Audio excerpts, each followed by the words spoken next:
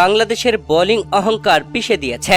সাক্ষাৎকারে বললেন গাপটিল, অস্ট্রেলিয়ার কাছে বৃষ্টি আইনে হেরে কঠিন লজ্জা থেকে বেঁচেছে বাংলাদেশ। দর্শক, অস্ট্রেলিয়ার কাছে হারের পরে বাংলাদেশকে রীতিমতো অপমান করলেন গাপটিল। টি-20 বিশ্বকাপের সুপার 8-এ অস্ট্রেলিয়ার বিপক্ষে প্রথম ম্যাচে খেলতে নেমেছিল বাংলাদেশ। আর এই ম্যাচে মাঠে নেমে বাংলাদেশ আগে ব্যাট করতে নেমে নাজমুল হোসেন শান্ত ও তাওহিদ হৃদয় ছাড়া কেউ ভালো খেলতে পারেনি। যেখানে বাংলাদেশ পুরো 20 ওভার খেলে 8টি উইকেট হারিয়ে রান করে 140 রান, যেখানে অস্ট্রেলিয়ার হয়ে প্যাট কামিন্স দুর্দান্তভাবে হ্যাট্রিক করেন। বাংলাদেশের দেওয়া 141 রানের টার্গেটে ব্যাট করতে নেমে অস্ট্রেলিয়া দুর্দান্ত ব্যাটিং করে 11 ওভার 2 বল খেলে মাত্র 2টি উইকেট হারিয়ে তুলে নেয় 100 রান। এরপরে শুরু হয়েছিল বৃষ্টি, আর বৃষ্টি আইনে অস্ট্রেলিয়াকে 28 রানে জিতিয়ে দিয়েছে আম্পায়াররা। বাংলাদেশ বোলিং এ দুর্দান্ত, তবে অস্ট্রেলিয়ার কাছে যেন বোলাররা পাত্তাই পেল না, যেখানে অস্ট্রেলিয়ার মাত্র 2টি উইকেট তুলে নেয় আর 2 উইকেট নিয়েছে রিশাদ হোসাইন। তানজিম হাসান, সাকিব ও মুস্তাফিজুর রহমানরা কোনো কাজই করতে পারেননি, পিটুনি খেয়েছেন ডেভিড ওয়ার্নারদের কাছে।